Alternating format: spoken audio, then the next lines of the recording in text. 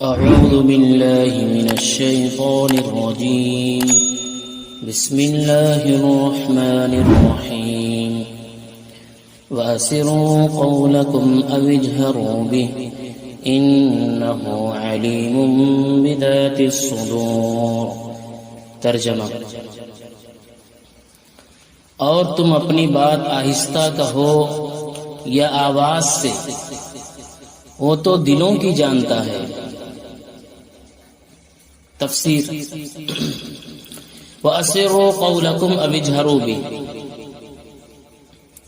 اس آیت کا شان نزول یہ ہے کہ حضرت عبداللہ بن عباس رضی اللہ تعالی عنہما فرماتے ہیں، مشرکین رسول اللہ صلی اللہ علیہ وسلم کے بارے میں باتیں کیا کرتے اور حضرت جبرائیل علیہ السلام ان کی گفتگو رسول اللہ صلی اللہ علیہ وسلم تک پہنچا دیتے. اس پر مشرکین نے آپس میں کہا کہ چپکے چپکے بات کیا کرو تاکہ محمد صلی اللہ علیہ وسلم کا خدا سن نہ پائے. اس پر یہ آیت نازل ہوئی اور انہیں بتایا گیا کہ تمہاری یہ کوشش بیکار ہے، فضول ہے، کیونکہ اللہ تعالی کی شان تو یہ ہے کہ وہ دل کی بات کو زبان پر آنے سے پہلے ہی جانتا ہے، تو وہ تمہاری زبانوں سے کی ہوئی باتوں کو کیسے نہیں جان سکتا. الا يعلم من خلق وهو اللطيف الخبير. ترجمہ: کیا وہ نہ جانے جس نے پیدا کیا اور وہی ہے ہر باریکی جانتا خبردار. تفسیر: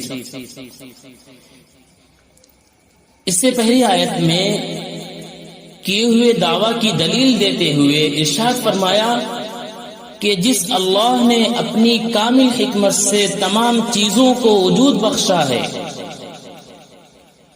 اور انہی چیزوں میں تمہاری آہستہ یا بلند آواز سے کی گئی بات بھی شامل ہے، تو کیا اسے تمہاری باتوں کا علم نہ ہوگا؟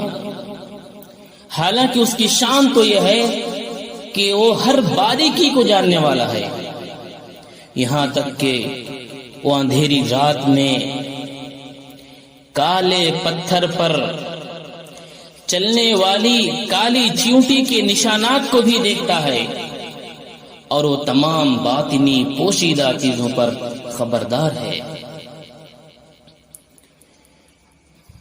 هو الذي جعل لكم الأرض ذلولا فامشوا في مناكبها وكلوا من رزقه وإليه النشور.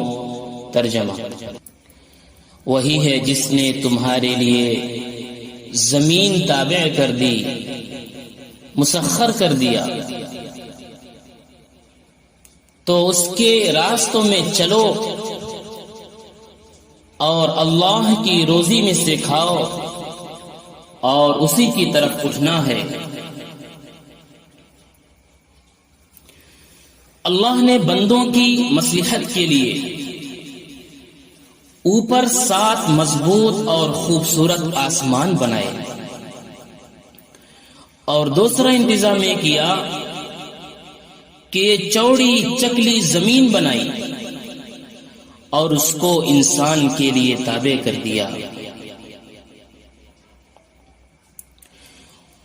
زمین سکون کے ساتھ ٹھہری ہے، ہل جل نہیں سکتی،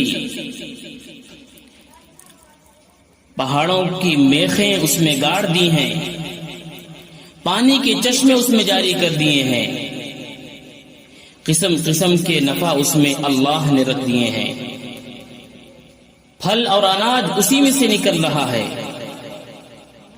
انسان جس طرح چاہتا ہے اس میں تصرف کرتا ہے،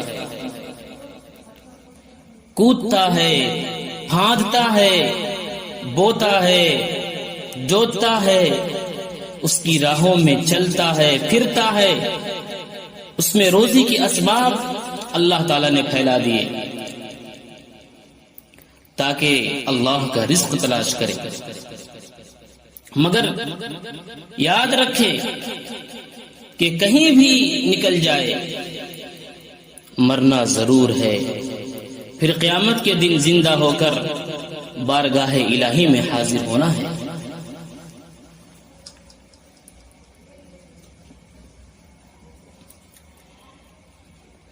آمنتم من في السماء أن يخسف بكم الأرض فإذا هي تمور أم أمنتم من في السماء أن يرسل عليكم حاصبا فستعلمون كيف نذير۔ ترجمہ: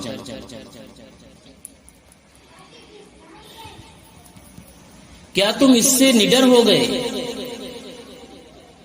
جس کی سلطنت بادشاہت آسمان میں ہے کہ تمہیں زمین میں دھسا دے،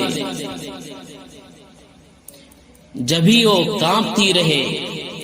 یا تم نڈر ہو گئے اس سے جس کی بادشاہت آسمان میں ہے کہ تم پر پتھراؤ بھیجے؟ تو اب جانو گے کیسا تھا میرا ڈرانا۔ تفسیر: آمنتم من فی السماء، اس آیت اور اس کے بعد والی آیت میں اللہ تعالی نے کفار مکہ کو اپنے عذاب سے ڈراتے ہوئے فرمایا کہ اے کفار مکہ، جس اللہ کی سلطنت آسمان میں ہے اس کی نافرمانی کر کے کیا تم اس بات میں اس سے نڈر ہو گئے، بے خوف ہو گئے کہ وہ قارون کی طرح تمہیں بھی زمین میں دھسا دے اور تباہ برباد کر دے، اور اس وقت تک زمین کو حرکت میں رکھے جب تک تم اس کے سب سے نچلے حصے میں نہ پہنچ جاؤ؟ یا جس اللہ کی سلطنت آسمان میں ہے اس کی نافرمانی کر کے کیا تم اس بات میں اس سے نڈر ہو گئے کہ وہ حضرت لوط علیہ السلام کی قوم کی طرح تم پر بھی پتھراؤ بھیجے، پتھر بھیج کر کے تمہیں ہلاک اور برباد کر دے؟ تو عذاب دیکھ کر تم جلدی جان لو گے کہ میرا اپنے عذاب سے ڈرانا کیسا تھا۔ اللہ تعالیٰ کے عذاب سے بے خوف اور نڈر نہیں ہونا چاہیے۔ اللہ کے عذاب سے ڈرتے رہنا چاہیے اور اپنے اعمال کو درست کرتے رہنا چاہیے، آخرت کی فکر کرنا چاہیے۔ جب بھی گناہوں کی طرف میلان جائے، گناہوں کا ارادہ ہو تو اللہ کے عذاب کو سامنے رکھیں اور گناہوں کو چھوڑیں۔ جب اللہ کا عذاب سامنے رہے گا، اللہ کا ڈر اور خوف سامنے رہے گا تو گناہ چھوٹ جائیں گے۔ اللہ ہم سب کو گناہوں سے بچنے کی توفیق نصیب فرمائے۔ اللہ ہم سب کو اپنا ڈر اور خوف عطا فرمائے۔ اسی عذاب کا ذکر کرتے ہوئے ایک اور جگہ پر اللہ تعالیٰ نے ارشاد فرمایا: أَفَأَمِنْتُمْ أَنْ يَخْسِفَ بِكُمْ جَانِبَ الْبَرِّ أَوْ يُرْسِلَ عَلَيْكُمْ حَاصِبًا ثُمَّ لَا تَجِدُوا لَكُمْ وَكِيلًا۔ ترجمہ: کیا تم اس بات سے بے خوف ہو گئے کہ اللہ تمہارے ساتھ خشکی کا کنارہ زمین میں دھسا دے یا تم پر پتھر بھیجے، پھر تم اپنے لیے کوئی حمایتی نہ پاؤ، مددگار نہ پاؤ؟ اور ایک جگہ ارشاد فرمایا: قل هو القادر على أن يبعث عليكم عذابا من فوقكم أو من تحت أرجلكم۔ ترجمہ: تم فرماؤ وہی اس پر قادر ہے کہ تم پر تمہارے اوپر سے یا تمہارے قدموں کے نیچے سے عذاب بھیجے، اور یہ اللہ تعالیٰ کا اپنی مخلوق پر لطف کرم مہربانی اور اس کی رحمت ہے کہ انہیں عذاب دینے پر قادر ہونے کے باوجود ان کے کفر اور گناہوں کی وجہ سے فوراً عذاب نازل نہیں کرتا، بلکہ اسے ٹالتا ہے، مؤخر فرما دیتا ہے، جیسا کہ اللہ تعالیٰ نے ارشاد فرمایا وَلَوْ يُؤَاخِذُ اللَّهُ النَّاسَ بِمَا كَسَبُوا مَا تَرَكَ عَلَى ظَهْرِهَا من دابة ولكن يؤخرهم إلى أجل مسمى فإذا جاء أجلهم فإن الله كان بعباده بصيرا۔ ترجمہ: اور اگر اللہ لوگوں کو ان کے اعمال کی وجہ سے پکڑتا تو زمین کی پیٹھ پر کوئی چلنے والا نہ چھوڑتا۔ اللہ، اور اگر اللہ لوگوں کو ان کے اعمال کی وجہ سے پکڑتا تو زمین کی پیٹھ پر کوئی چلنے والا نہ چھوڑتا۔ اللہ تعالیٰ کتنا بڑا مہربان ہے، اللہ تعالیٰ کتنا بڑا مہربان ہے، کتنا رحیم ہے، اللہ تعالیٰ کتنا لطف و کرم کا معاملہ کرنے والا ہے کہ گناہوں کے باوجود بھی اللہ اپنی نعمتوں سے ہمیں نوازتا ہے، ڈھیل دیتا ہے، چھوڑتا ہے، مہلت دیتا ہے کہ بندہ سدھر جائے۔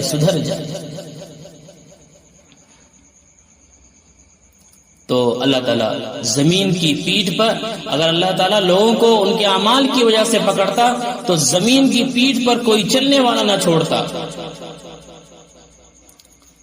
لیکن وہ ایک مقرر وقت تک انہیں ڈھیل دیتا ہے، پھر جب ان کی مقررہ مدت آئے گی تو بے شک اللہ اپنے تمام بندوں کو دیکھ رہا ہے، لہذا اس کی رحمت اور کرم کے پیش نظر اس کے عذاب سے بے خوف ہو جانا بہت بڑی ناداری اور کم عقلی اور بے خوفی ہے، ناسمجھی ہے۔ لہذا ہم سب کو اللہ کے عذاب سے ڈرتے رہنا چاہیے، اور جب بھی دل میں گناہ کا ارادہ ہو تو اللہ کے عذاب کو سامنے رکھیں، وعیدوں کو سامنے رکھیں، اللہ کا خوف اور ڈر پیدا کریں، تو انشاءاللہ گناہ ہم سے صادر نہیں ہوگا۔